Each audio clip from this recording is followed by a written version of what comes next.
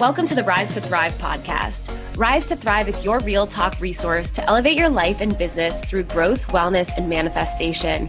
With your co-host, Linda Tate, financial advisor turned life and wealth strategist, founder of Leela Life, and self-named Nordic shaman, and Amelia Travis, yoga teacher turned multi-six-figure business coach, founder of Stoked Yogi, and spiritual warrior.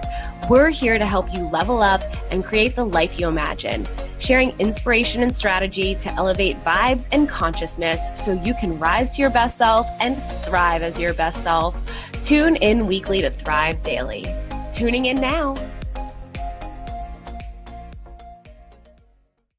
Welcome back, you guys, to another episode of Rise to Thrive podcast. I am so excited to have you guys here. My name is Amelia Travis, business coach for yoga and wellness entrepreneurs, and I'm here with my good friend, Amberlys Lago, who is a writer, motivational speaker, professional dancer, and personal trainer turned powerful healer, really, is what I'm going to call you, who's here today to share her Rise to Thrive story of overcoming and her journey to where she is today. So Amberlys, welcome to the show. Oh, thank you. I'm so happy to be here with you. I'm so grateful that you had me on. So thank you. You're so welcome. And thank you for being here. So if you guys don't know Amberlys, I just want to say right now, you got to go check her out on Instagram. It's Amberlys Lago Motivation. Amberlys is a powerhouse, man. First of all, she's Texan. I don't know if you can tell by the little bit you just heard, but hiding underneath that sweet Southern drawl is this fierce firecracker of a woman who is, after reading your book, probably one of the strongest and toughest people I've ever had the opportunity to know in real life. And the reason that I say that, and we're going to talk about this over the course of this interview, but Amberlys has overcome a lot in her life. She overcame a childhood of abuse in the home. She overcame leaving her childhood home and setting out on her own to try to make it in Hollywood as a professional dancer.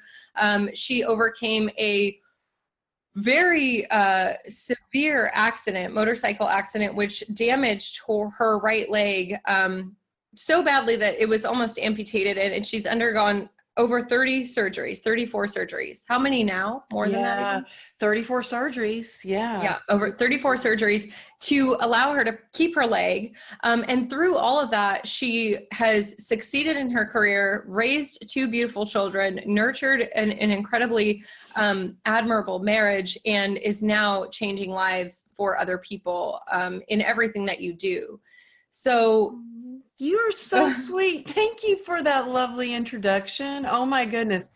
I don't know. Sometimes when I was just listening to you say those things, I'm like, oh, wow. It's easy to forget sometimes when things were so bad. And I think sometimes it helps to just look back and remember to see how far you've come, because I can be so hard on myself. And I think sometimes it's good to look back and go, well, wait a minute, look at what I came from. I am grateful to be where I am talking to you right now, And so, yeah, but it's almost, I forget sometimes what all I've been through, but I think everything we go through, it can strengthen us and prepare us for what we are truly meant to be. I could not agree with you more. I literally have said that to someone just this morning. I was coaching a client and I said, the thing is, all of our pain is purposeful. If we transmute it into that purpose, we can choose to allow our pain to just develop into pity and self-pity and wallowing in it, or we can transmute it into purpose where it becomes something out of which we can serve other people. And that is what I see in you. So I want to share with people a little bit about your story, because your book that you wrote is called True Grit and Grace, Turning Tragedy into Triumph. And it's mainly talking about, it draws there's two parallel narratives in it. We have the narrative of your upbringing and of your growing up in Texas and then coming to California and, becoming a professional dancer and really following your dreams.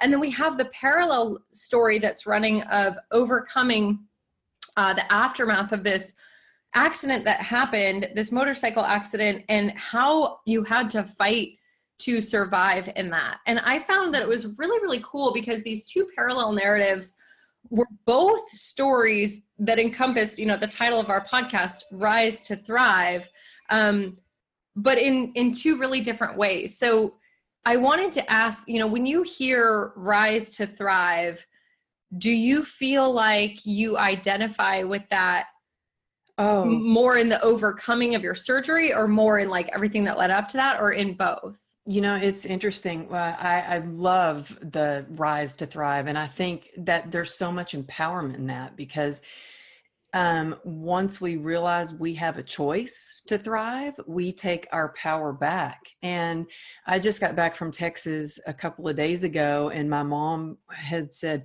Amberly, you really have to take all your yearbooks. Like, I had all these books from high school. She's like, I've been carrying these around every time I move. You need to take them home with you. So I brought them home, and we were looking through them. My husband and I were looking through them, and it was interesting to look back and see what my life was like in high school. And he was like, you were such an overachiever. Like, I was literally on every other page of the yearbook. I was, in thespians and choreographed the drill team, choreographed the cheerleaders. I was Miss Greenville High School. I was like voted class favorite, all these things. I was outstanding senior. And the reason being, if you just look on the surface, it looks like, yeah, you were an overachiever. But what I was doing was, my home life was so bad that my default was to rise and do everything I could to feel better. So that was kind of my escape from how bad things were, was to be of service to others, was to do good things, was to do things to make me feel better. And just seeing that, like, I had forgotten that was a long time, that high school was a long time ago. And to look at that, it reminded me, that's still my default. Like, so to feel better, what I do, like when I was stuck in the hospital, my default wasn't to sit in that self-pity. Yeah, I had a pity party and was feeling depressed, and it was horrible. But my default was to reach out to others, to be of service. Even though I was still stuck in the hospital bed, I was calling clients, I was calling friends, I was writing thank you notes to people who had, given me food or brought me flowers, or I was making sure my clients were set up with other people so they could still continue to exercise. And so I think there's so much power when you realize that you have a choice, that no matter what your circumstances are, they may not be what I certainly didn't imagine being stuck in a hospital bed with bed sores and relying on somebody to carry a bedpan for me and not knowing whether or not I was going to have a leg. But I could choose how I reacted to it. And just knowing that, I feel like it gives me some hope that things will get better. If it's, we can take that and make things better. Absolutely. So much good stuff to unpack in that. And I love it because you answered some of the questions that I wanted to talk about. One is like, so you're from Texas, and in your book, Texas proud. Yeah. Yes. And in your book, you have a powerful identity that was shaped from that. So, I'm a California girl through and through, born and raised in California, but I found myself absolutely entranced by your toughness and your self-reliance. And, just to give you guys some examples, like when she met her husband, Johnny, there's a part in her book where she talks about the air conditioning broke or something. And she like got her little toolbox. She's coming in. She's like, I'm going to fix the air conditioner. And her now husband, who is, I think then a boyfriend, was like, you don't need that toolkit anymore. You can use my toolkit, and whether that was an innuendo or not, I don't know. But it was so interesting to me because, here's this tough Texan girl who rides motorcycles and who fixes things and who is just so self-reliant.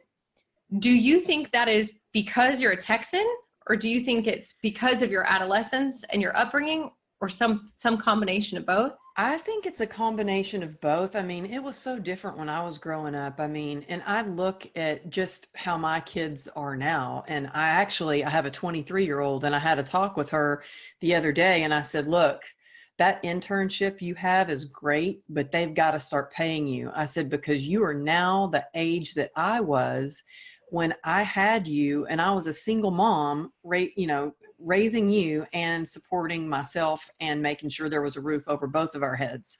And so I have to be careful as a mom, because I want to give my kids everything that I didn't have, but instead of giving them everything I didn't have, I need to focus on teaching them everything that I wish I would have been taught, or that I know, teaching them everything I know. I think growing up, I had a lot of brothers and sisters, and mom that worked 2 jobs. She worked hard. And if we wanted something, we had to work for it. And I also in the book talk about my older brother who was not so nice. He was going through a lot. He used to use me as his punching bag. And so I had to learn to defend myself physically. The sexual abuse, when I first, scary to tell someone about that when you've been told not to tell. And when I finally gathered up the courage and did tell my dad about that, and he didn't do anything, there was a moment of, okay, it's up to me. I am gonna, I've got to protect myself. I've got to be self-reliant. It's up to me. And so instead of playing into that victimhood of, I'm abused, I thought, I am going to make something of myself. I'm going to go after my dreams. So really at about age 8, I knew I wanted to leave Texas, go to California, and be a dancer. And despite, everyone saying, oh, you'll be back to Texas or you'll never make it, I worked, I was a lifeguard. I taught dance. I worked at a cookie store. I babysat. I scrubbed toilets, and I saved $1,200 to pack up everything. And I packed up my little Suzuki Samurai, and I moved to California. And a month later is when they saw me on the MC Hammer video, Can't Touch This. I was like, so amazing. I made it. I've officially made it, because I was with Hammer. I mean, that's an amazing video. I remember that video. It was so, did you wear the pants? Did only he wear the parachute pants, or did you wear them too? We had pants too, but back then I had like big brown, like basically an afro. So you can't even really recognize me. I went, just look for the big brown fro, you guys. If you go watch it on YouTube, that's Amberly in the back, right? Because you were so tall. Yeah, right? yeah. So I want to touch on something you just said, because I think it's really pertinent to so many listeners.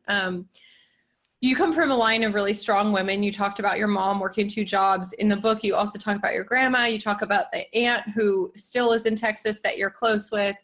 And, you talk about when your mom remarried this person who is your abuser, you didn't tell your mom because the abuser said he would hurt you or hurt your mom or both. And that's totally understandable. When you didn't tell your mom, were you not telling her more due to shame, or more because you wanted to protect her and yourself? Or is that like a jumble of? I think I didn't tell her because I was really scared that he was going to hurt her. And I really felt like he would even maybe kill her. He was very psychologically, he was sick. And I think that I didn't tell like my grandfather because of shame. I didn't want to look like I was damaged, or, there was a lot of shame. I didn't realize, honestly, how much shame that I held on to until I started writing my book.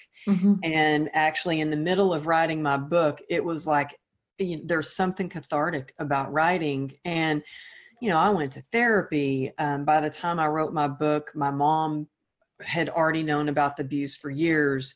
I just had never really spoken publicly about it. And that was one of the hardest things to write about in my book, but it was so healing. And I felt like I could let go of that shame finally.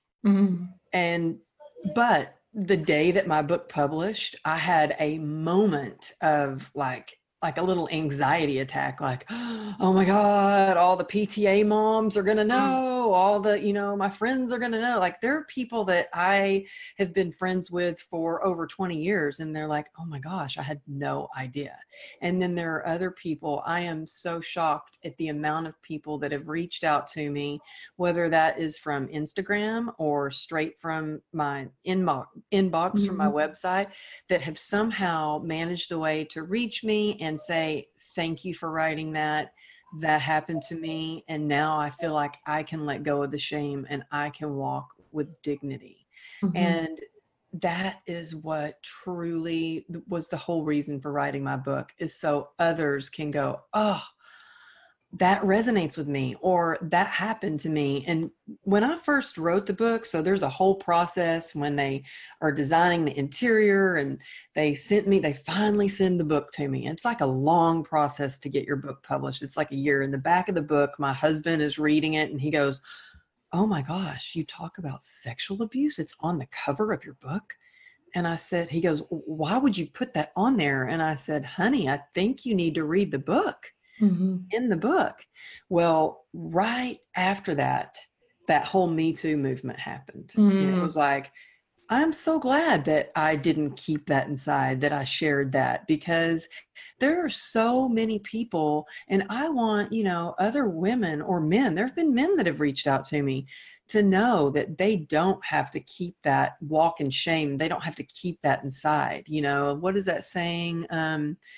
We're only as sick as our biggest secret. Yeah.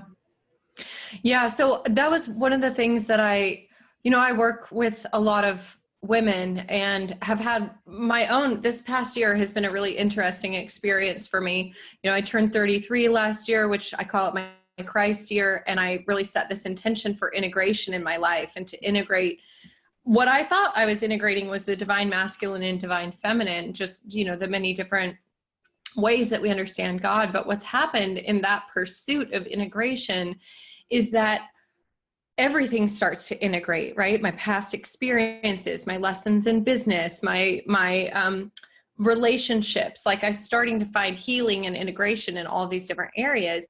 One of the things that I realized is that with abuse, we tend to grade it in terms of severity, right? We'll say, oh, well, yes, I was raped, but it wasn't that bad because I knew him and I was drinking. And so even though I didn't want it, it wasn't that bad. Or, yes, I was molested, but it could have been worse because at least it wasn't a member of my family. Or we have these stories, right, that we weave, and we decide that this is worse than this, when really pain, there is no greater suffering, right? Like pain is pain and suffering is suffering, and whatever you're experiencing is real and it's valid. I think one of the things that I really wondered in reading your story is, how can someone know if it's time for them to speak out about their abuse? Because you had to weigh all of these different relationships that you thought you might harm, all of these different, like there's the Anai Nin quote that says, like, when the risk of remaining in the bud was greater than the risk of blossoming, right? Then that's when it's time to speak the truth. But I have women that I know right now who are carrying all the shame and carrying all the years of abuse, and doing that justification of, well, mine's not worthy of sharing because this and that, or wouldn't do any good to talk about it. You already said that writing it and speaking it has helped you heal. How can somebody else know if they... Well, first of all, I think that you have to share in a safe place and be very comfortable sharing with someone you feel safe to talk to. I mean, like I said, I did a lot of therapy about this, and I didn't just go, oh, I think I'm going to write about it in a book and I did a lot of therapy, and I thought that I had really done a lot of work, but it's like the layering that it takes to really heal and to let go of that shame. For me, honestly, like I didn't go to my mom for a long time. I was going through a horrible divorce when I was younger. My ex-husband was abusive. He knew he couldn't hurt me any other way. Like I had confided about my abuse from my stepdad in him. And he knew he couldn't hurt me in any other way. He had already done all he could do. And then he knew he could hurt me by getting to my mom. And so he called my mom and told her that her husband at the time had sexually abused me. And for so long, I thought that my stepdad would deny it. And do you know what? He didn't deny it. Wow. My mom came out to see me in California, and when she got back, he was gone. He left her, disappeared for years, couldn't find him. He ended up dying a couple of years ago of testicular cancer, and out of all the places he lived, he moved about an hour from me. Wow. Crazy. So in my case, I don't feel like I was like, okay, this is the day that I'm going to share with my mom. I think that if someone has been abused, if there's someone else's safety that could be, like, someone else could be harmed or someone else could be abused, I think that you have to speak out about it. And that's what pushed me to tell my grandmother, to tell my dad, to tell my brothers and sisters, because I was worried about my sister. So I would say, if you think that there is a chance that someone else could be abused, maybe that's a motivator for you to go ahead and finally talk about it. Like I said, otherwise I would really speak to a therapist or a psychologist and let them guide you through it, because it is probably one of the most vulnerable things that I've ever shared. And I can finally talk about it without crying. I can finally talk about it and not feel like it's my fault.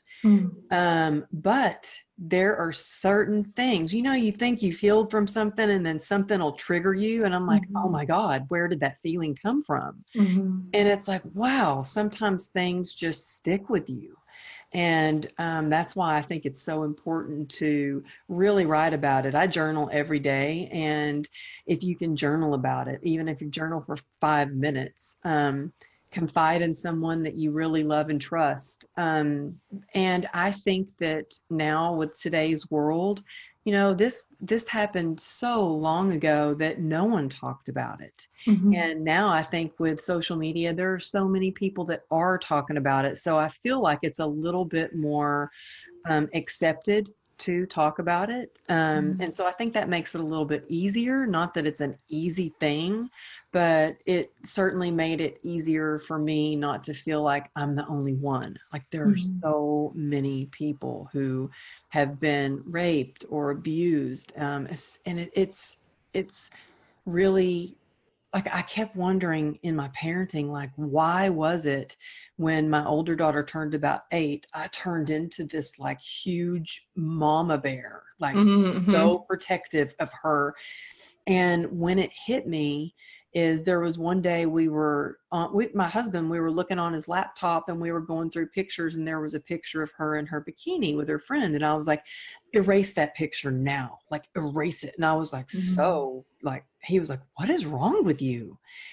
And it was like, I was so protective of her. And really, it was what I wanted for me. I wanted someone to like watch over me as a kid and protect me. And was that baby girl that I was when I was a kid.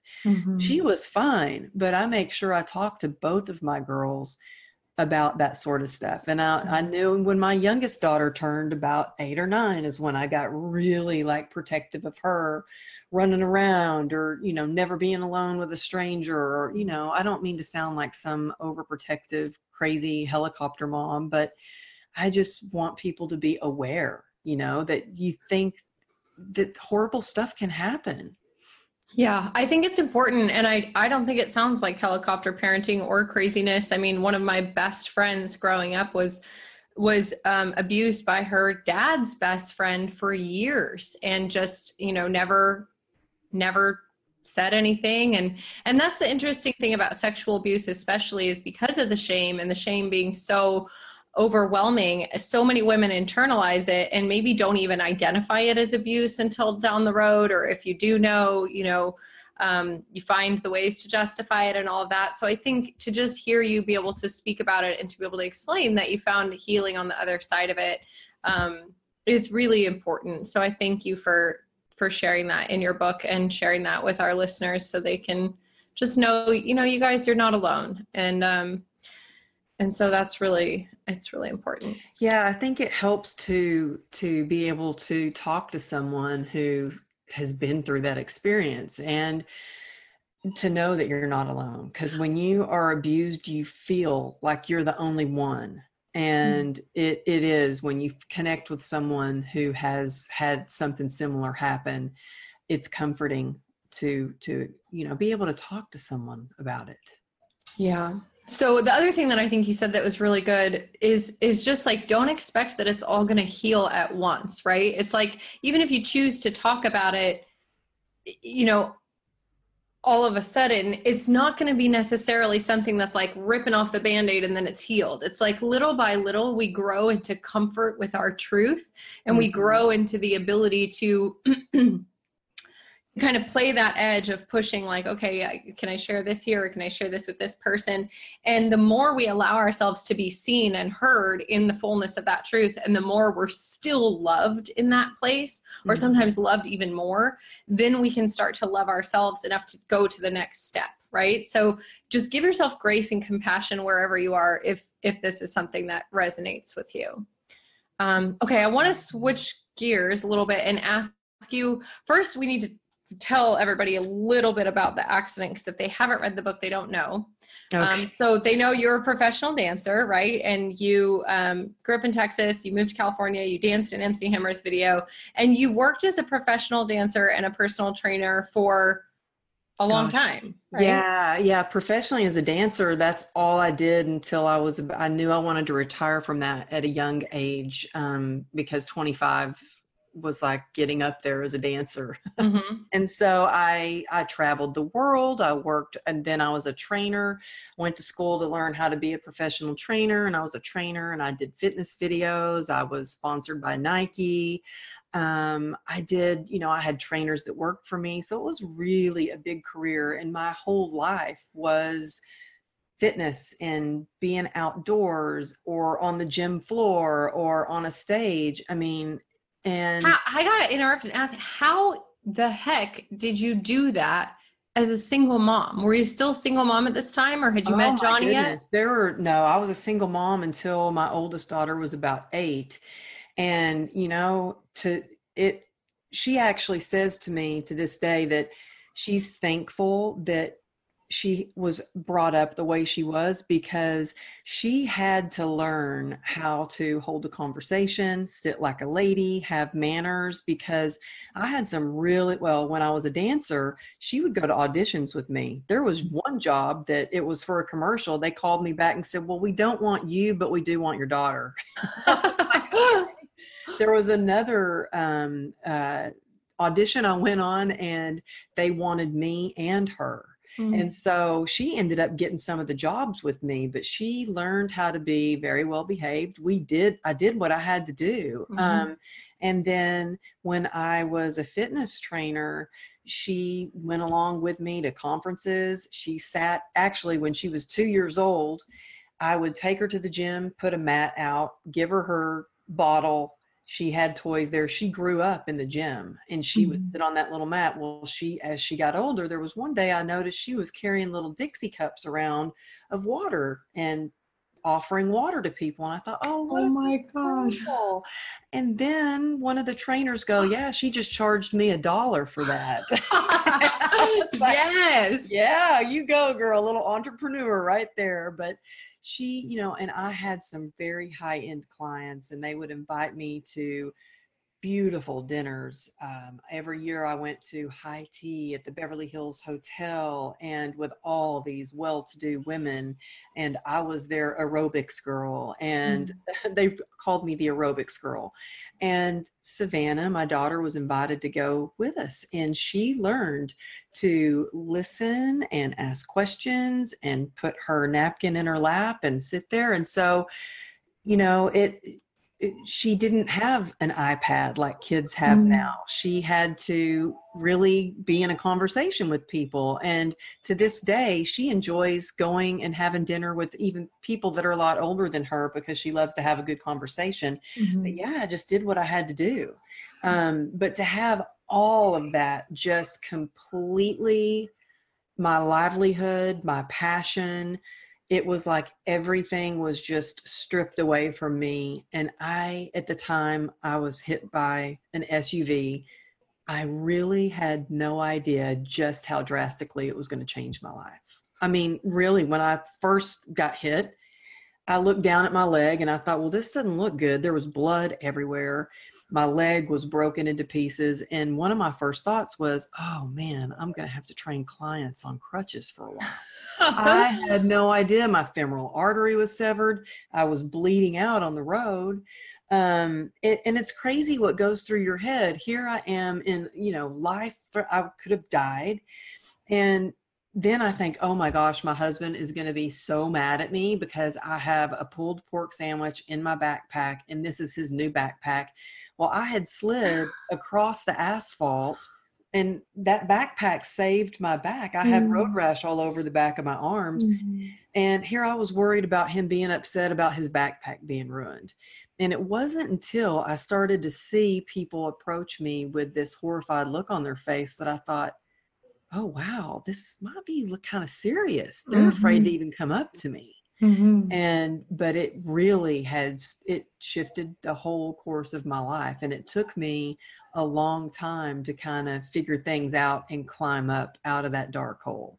So what year did the accident happen? It happened in 2010. 2010. Okay. So what happened, you guys, is a few weeks before the accident, she had been in a different car accident, right? And you had been off of work for a little while. You hadn't been able to ride your motorcycle. And then the day that this accident happened was like one of your first days. It was my first day back at work. It was my first day that I actually felt strong enough to ride my motorcycle.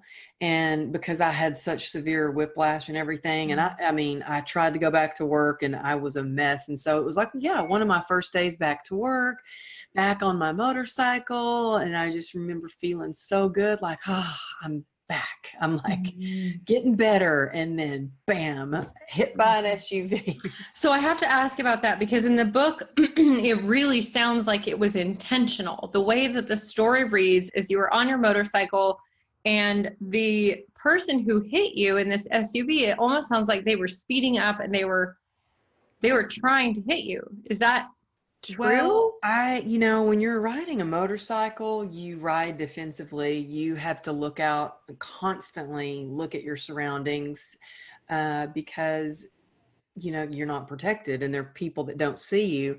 And so I made eye contact with him. So I thought, and he says to this day he didn't see me, but he punched it out of the driveway. So I had no time when I was like, I remember the split second going, oh my God, he is actually going to hit me. And there was nothing I could do other than letting go of my clutch and trying to jump off my bike. And there was immediate pain. It was funny when I was in the hospital, I had somebody go, here I am bandaged with a halo that's connecting all the bones, like a big metal wire fixture around my leg. And I had been in a coma for almost 2 weeks. And I had this friend of mine that I used to work with. She goes, well, did it hurt? And I was like, did it hurt? Yeah, I was hit by it hurt really bad. Yeah, it hurt. Yeah. Well, it's funny because when you describe like thinking, I'm going to have to train on crutches and thinking about the pulled pork, that's the mind does really funny things when you're in shock, right? When you're in distraction. It's kind of like when you have a baby and you distract them from when they, skinned their knee. You're like, oh, look at the pretty bird, or oh, look at this toy. I don't know if it was like a protection mechanism, but yeah, the mind is crazy. Immediately following, because I broke my back surfing in 2012, and when I broke my back, I remember screaming involuntarily as it happened, the impact happened, and I was underwater, and I thought, oh dear, this is really bad. And then I came up out of the water And I thought, well, something is very, very wrong. I can't seem to move my lower body. And Oh this my is the God. problem, right? But it was like and then my thought was, well, I think you need to get out of the ocean. And I thought, well, I guess I'll so I threw myself on my board, let myself get pulled into the water. And when I got to the beach, I remember trying to stand up and just crumpling and then thinking, okay, you're probably in shock because you can't feel anything right now, but you can't move your lower body. So something's really wrong. And Oh my forcing myself God. to stand, like I forced myself to stand up and then I was frozen. I was standing and I couldn't move. Anyway, that's a story for a different day, but I remember the experience of my mind being almost just really calm when I felt like I should probably be panicking right now. But it wasn't until, the first responders and the fire trucks and everybody were there. Then I started like keening and making these weird sounds and hyperventilating. And then once I realized like, okay, other people are going to take care of me, then I could like let go and fall apart. Yeah. When you describe in your book the aftermath of the accident in the hospital, when your husband Johnny was really upset and emotional and hysterical, It was crazy. Yeah, I'd never you heard that had to say, "Hey, Johnny Lago, snap out of it! Like I need you to help me here." So even in that place of massive injury. I mean, you said they were trying to grab your femoral artery and it was like a slippery grease pig. Like they couldn't get it. Like even in that space, you were still this tough, self-reliant Texas girl who was like, yo, well, get it together, everyone. I think, well, it's interesting because I'm still friends with the nurse that leaned over and said, we're going to give you something to make you feel all better now. Mm. And I personally wanted to go back when I was able to go back and thank her because she was really the first person who gave me a sense of, okay, everything's going to be okay. Mm-hmm. She was calm and she leaned over me like an angel. And when I went back to the hospital to find her and say thank you, she said, girl, we knew exactly who we were dealing with when you yelled across the room, get over here and be strong for me. And because it was like I needed to know that no matter what happened to me, if I was going to never wake up again, that he was going to be able to hold it together and take care of our kids. Mm-hmm. And when I said that, the craziness of the whole ER room got real quiet. Mm-hmm. It was like, it got real calm and real quiet. And then that's the last thing I remember before I woke up, with breathing tubes down my throat and a mask over my face and being told they were going to amputate my leg. So did they induce the coma because you were in such a state of trauma? Yeah, they had to induce it because my body was in such shock. And when you go into shock, my organs were all shutting down. Mm-hmm. So everything was failing. My blood pressure was going down, my breathing, everything was just shutting down. Mm-hmm. My body was saying, you know what, you're just going to die. Mm-hmm. And so they put me in induced coma so they could control my pain, try to get my femoral artery put back together. That was really the guy that was happened to be on call. He really saved my leg, because had they not been able to get my femoral artery back together, I would not have a leg today. Right. So, and to give you guys some perspective on her snapping Johnny into the moment, we're talking about, he's like what, six something, 6'4", 225, He's 6'4", career highway patrolman. So no stranger to emergencies or to, these kinds of situations. Wow. Okay. So your relationship guy, and I'd never seen him like that. And he's a first responder, and he had never broken down as a first responder ever. I mean, he pulled bodies out. He's seen it all, and it took him by surprise as much as it did me to see him like that. Yeah. So your relationship, you talk about meeting Johnny and the romance that blossomed between you, and that it was really unlike any relationship that you'd had before. And it's very brief in the book, but you talk about writing in your journal that, you think you finally found the one. And then, how long had you guys been married when this accident happened? Oh, we hadn't been together that long. Our youngest was 2 years old. We had only been together about 3.5 years. So you were And still relatively new in your marriage. yeah, and everything that we did for fun was all active. I mean, we had jet skis. We worked out together. We rode motorcycles together. I mean, I swear our first date, we went out and he said, well, I ride a motorcycle. And I said, oh, I do too. And he goes, let me see your license. And he goes, well, I'm a cop and do you have a gun? And I was like, well, yeah, I have a gun. I'm from Texas. And he was like, okay, let's go. I mean, I swear that was the only reason he ever asked me out again was because I rode a motorcycle. But everything we did was like active and fun. And I gotta say, I think the only reason he asked you out again because you were the only woman who could ever be strong enough for him. You know what I mean? Like he was like, holy moly, I hit the jackpot on this one. But what I wanted to ask about is, dealing with that level of pain and suffering in your marriage or your relationship, especially with a 2-year-old at home and you've only been married for 3 years. I mean, this is the kind of thing that really tests your marriage and really tests the capacity of in sickness or in health, right? Mm-hmm. So for anyone dealing with severe pain and suffering as they're trying to navigate their marriage or their relationships, what would you advise them to help them navigate that dark night of the soul and to be able to keep the strength of the marriage? Do you feel like you guys are just blessed and you just have that sacred bond and Johnny's just strong enough? Or do you feel like there was something that you could also do to help preserve your marriage even when things are really gone to shit? Well, you know what? No, I don't think I'm just blessed, actually. I think that your hard work puts you where your blessings can find you.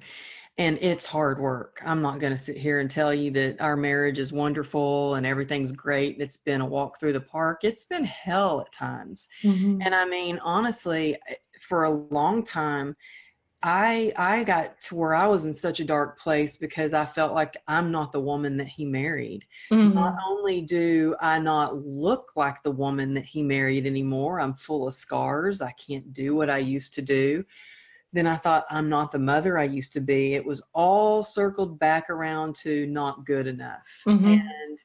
And there was a time where I came close to, it was when I was diagnosed with this disease called the suicide disease, or it's called complex regional pain syndrome. And it leaves you in constant pain, because it was one thing to get through all of these surgeries and think, well, I'm just going to keep getting better.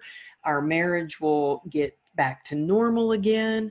But then to be diagnosed with something that is dubbed the suicide disease and mm-hmm. know that there's no known cure and it's going to be for the rest of my life, I was like, oh my God, what am I going to do? This is it. And I went to a real dark place. And I think that humor helped, because there has been times when we have had to just laugh at the situation. I mean, there's been times when what are you going to do? Laugh or cry? About my 32nd surgery, when I was having an ankle surgery, he would make jokes with the doctor saying, so is there any chance she could die from this? Because I just upped her life insurance policy, and they would not know what to think about that. And I'm like, you're kidding. They didn't think it was very funny, but it was like just things that, not to take things. For me, I'm a pretty positive person, but he can be hard on me, but he can also really snap me back into having a healthy perspective. Like the other day, I said, oh, my youngest daughter loves to run. And I said, oh, she wants to run. I said, imagine if I could run the way I used to. Oh, we would have so much fun if I could just run again and this and that. And he goes, well, ride your bike. And I was like, oh yeah. Oh, okay. Well, I'll ride my bike with her. So, there's always a different way of looking. If I get caught up in, well, I can't do the things in my marriage that I used to be able to do. I can go down to just a spiraling road of despair. So I have to focus on what I can do and what my new normal, what our new normal is, and make sure we communicate what is going on and respect one another and appreciate one another. I remember I was sitting at Starbucks and I was just finally so proud to be off my crutches. And there was a guy that came and walked past me and he saw my leg all mangled up and he goes, "Oh my God, what happened to you?" And I said, "Well, I was in a motorcycle accident." And he goes, "Oh, well, I'm sure glad I didn't marry you. I would have divorced you." And I thought, wow, I'm certainly glad you didn't marry me either. Yeah. And yeah, that makes two of us, bud. Have a great day. Yeah, thanks a lot. But I think that, my husband helped me feel beautiful with all my scars. Mm-hmm.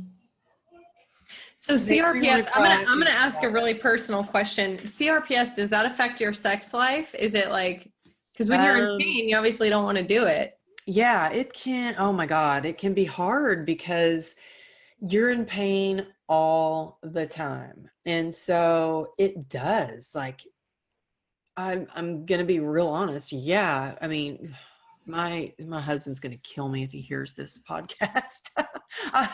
But he wants it all the time, and I'm glad that he still wants me, because sometimes I'm like, really? You think I look good in this workout outfit? Girl, I want you. You look amazing, Amberly. You're beautiful. You're so sweet. You're a smoking hot babe to this day. Oh, and I love you. Yeah. But yeah, it does, because I think, when you're in pain, it's very primitive. When an animal is in pain, they don't want to have like sex I don't even want to have sex when bunny. I've got like cramps or like, if I've got whatever, a hemorrhoid flare. Like I'm like, nope, not doing it. Not doing that. But I can't even imagine having full body nerve pain. Nerve pain is the most severe kind of pain, really, because it's completely unmanageable. My husband had very severe sciatica before he had back surgery, and it's debilitating. He got shingles, gained 30 pounds. And what you're talking about is a nerve pain that can't be treated. Mm-hmm. And it's some days are worse than others, from what I've heard you say. But like right now, sitting talking to you, I don't even realize it. When I sit down, my shoe comes off. Because I fortunately, I only I say only, like it's not that bad, but only have it in my right leg. Mm-hmm. Mostly in my right foot. Now, there are some people that have it full body, and I can only imagine how that would affect their sex life. For me, because I have it only in my right foot and leg, it doesn't affect me as much as I would think other people. I have a friend that has it full body that she can't even stand up because it affects her heart rate and her breathing and everything else. So everything in perspective, right? Like I only have it in my right leg.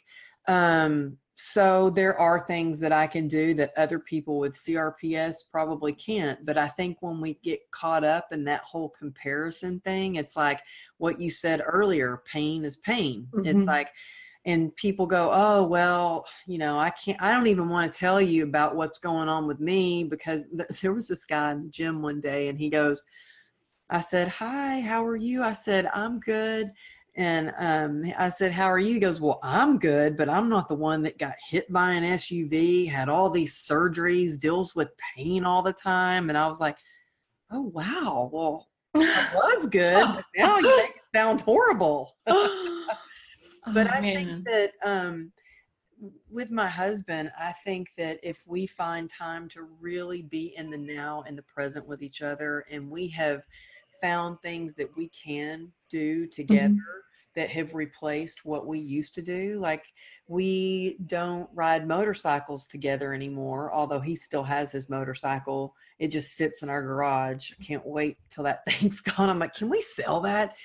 There are other things that we do. Instead of doing that, we have like an off-road car. I call it a golf cart on steroids. And we go riding up in the mountains where, it's safe. And other than a few mountain lions, but no, there are other things. I think that when you're in a relationship, you have to figure out what works and focus on that instead of focusing on what isn't working, because it's all about mindset and belief and humor. Man, humor has been such a big role, because he can make me laugh about things that, you know, that I could be having a bad day and go, but I made you laugh. And so I think that gets us by in a lot. And go ahead. Well, I was going to say, so humor is one of your coping mechanisms that is a healthy one. In 2016, you walked into a room for the first time to confront the alcohol abuse that had replaced your pain medication, right? Yeah. So you know, that was a coping mechanism for you, was drinking, right? Yeah. You know, in fact, I just wrote about in my post today something that was hard to write about, and it was about anger. And for me, I had gone through all of these surgeries and all of this trauma, and then to have a doctor say, well, you're going to be disabled for the rest of your life. You're going to be wheelchair bound. It's not going to get any better. I still didn't give up, and I was trying every kind of a treatment. When I was trying a spinal stimulator, I was trying, you know, Eastern, Western medicine, spinal blocks, radio spinal frequency, you name it. I was trying it, and I was, you know, I would buy, if an Eskimo tried to sell me some ice, I would say, okay, if it'll help me with my pain, I'll buy it. You know, it was like crazy, and nothing was working. And I had been sucking it up, because I was taught my whole childhood, you know, in Texas, like, suck it up, cowgirl up, hide your crazy, be a lady. And it was certainly not okay to show anger. That wasn't ladylike. And so I had stuffed it down along with so many other things. And I found that none of the pain medication was working for me. And I remember taking a drink of wine and going, you know, this kind of helps with my pain. But it wasn't just numbing out my nerve pain. It was numbing out all those feelings that I was having too. It was numbing out the feelings of not good enough anymore, the feelings of I'm just not pretty enough anymore, the feelings of anger at the man who hit me, of anger at the man, you know, my stepfather who abused me.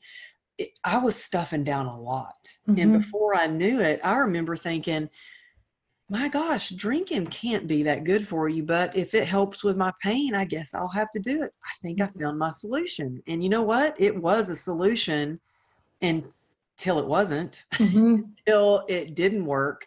And thankfully, I didn't do it that long. I did it till I thought one day, how the hell did I go from being a vibrant, healthy, loving, you know, somebody that people wanted to be around, having large masses of friends, being involved, having a huge clientele, to all of a sudden alone, in pain.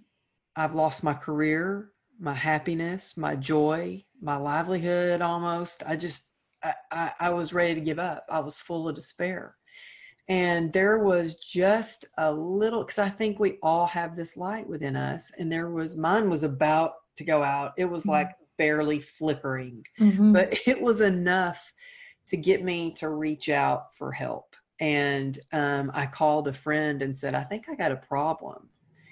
And I slowly started to reach out and do a 12-step program. And I was just in my hands shook from now. I was not only emotionally or dependent on this alcohol, I was physically dependent. And I'm lucky that I didn't have to go to a rehab or anything like that. But I was so willing, I was so broken, and I was so willing to do whatever it took to get better, because I knew I was meant for more in life than that. And so.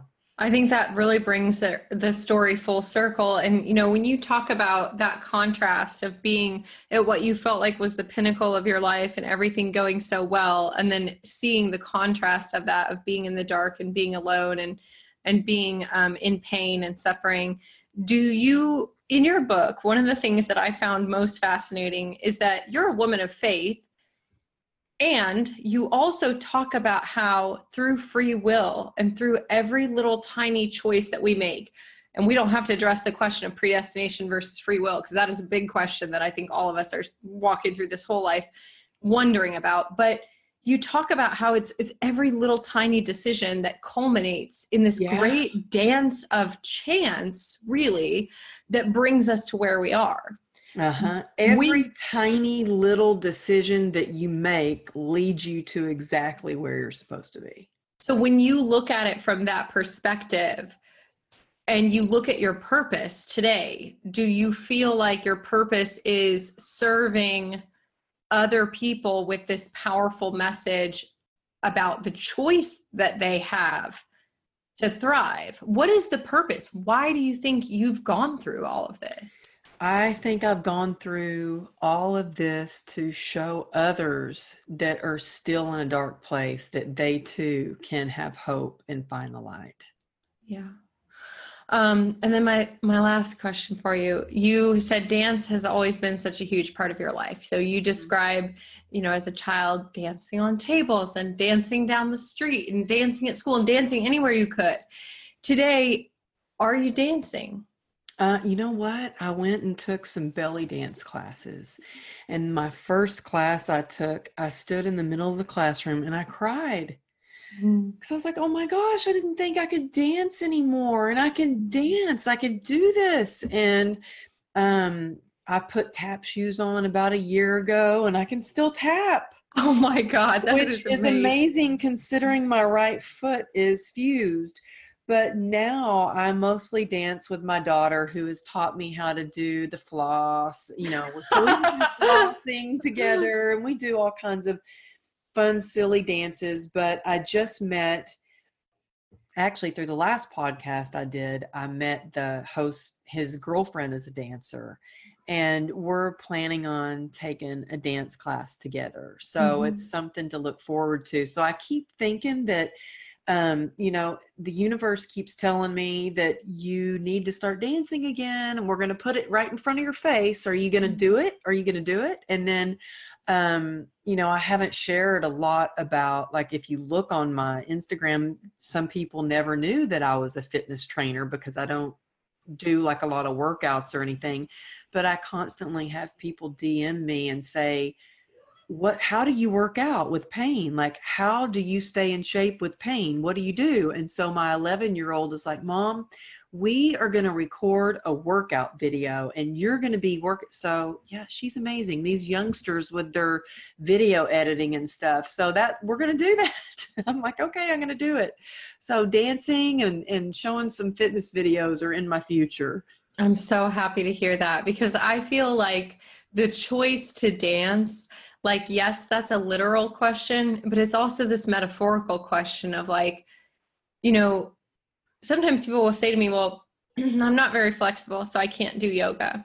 And I say to them, you could be laying in a hospital bed completely paralyzed. And if you can breathe and you can use your mind, you can do yoga, because yoga is this conscious connection of you and the thing that's greater than yourself. And I think I have a similar sentiment about dancing, that, like, you could be dancing in your spirit, child. Like, if dancing is a way of being, you know. And when you talked about dancing down the street versus walking, like, you're like, I didn't walk anywhere, I danced everywhere. When I look at you, like, I see you still dancing. The way you're living your life is like a beautiful dance, and I'm just so inspired by it. Well, thank you. That reminds me, I had a guy make a video for me for that last conference I spoke at Powerful You. And I'm just being silly backstage dancing. Like, I'm doing like the RoboCop and like, I don't even know what I'm doing. So he makes this video and I think it's going to be this beautiful, like presentable, like me on stage talking. No, the parts that he used are the parts of me dancing like a silly person backstage. And then my friend's like, well, that's you. And I was like, okay, let's leave it. That's me. Well, and But I think that in many ways will inspire people more than necessarily the polished or perfect, you know. yeah, I'm far from polished and perfect. So we always do a book club in Rise to Thrive podcast. And normally I would ask you about a book that has changed your life, and you're welcome to share one of those. But first I want to share a book that's changed my life, which is your book, True Grit and Grace, Turning Tragedy into Triumph. And I'm not kidding you guys. And I'm not just saying it because I really like Amberly, though I do. But I read it in one sitting. I read it in the way where my husband would be talking to me and I'm like, shh, I can't talk to you right now. I'm reading a book. And I just devoured it. Much. It was so beautifully and vividly written and so raw and true. And I got to tell you, if you're struggling with anything in your life, any of the things that we've talked about, whether it's abuse or addiction or pain or, relationship troubles or family dynamics, anything, you're going to find yourself in this story. And more than just finding yourself, you're going to really know on a deep level afterwards that, it says on the back cover that any challenge can be overcome with the support of others, determination, gratitude, and belief in yourself. And I want you guys to buy this book. You can find it on Amazon. We'll put the link in the show notes, but do yourself a favor, read it, and, buy 2 copies and give one away, because people are going to be so deeply impacted by the story. And I'm so thankful that I met you and that I had the opportunity to read it. Thank you so much. I just love you. You are the sweetest. Do you have any other book that you're like, oh, you also got to read this one because it changed my life? Any other book that you want to share with our I think listeners? One that sticks with me is the 4 Agreements, because I think it helps with just how to be in life. Just such a quick, easy read, and helps me when I'm getting in a funk about a relationship. Just go, okay, let me pause and rethink this. So I think that's one book that has changed my life. And yeah, True Grit and Grace totally changed my life. I had no idea how much it would change my life. Yeah. So I thought maybe my mom would read it. And then they call me and Megyn Kelly wants to interview me on the Today Show. I was like, are you kidding me? That was like crazy. Yeah. Well, I'm so inspired, and you've given me the courage to be able to tell more truth as I write my own story. So I want to thank you for that.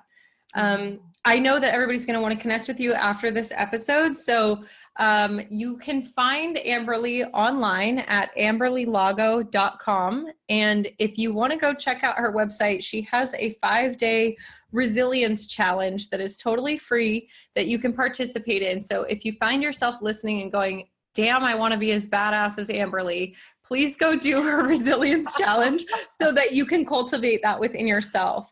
And again, that's amberlylago.com. And if you just want to say hey to her, send her a message and let her know how this episode impacted you, you can find her on Instagram at Amberly Motivation, all one word. Yeah. And anything else that you want to say to our listeners? Any parting words that you want to leave them with? I just want to say, with grit and grace, you can be resilient, but reach out to me. Yeah. Like, I love connecting with people. Actually, my favorite thing about this whole entire journey has been the connection with others and the community that we've built. It's amazing to meet so many like you. I'm so happy that you're my soul sister. Yeah.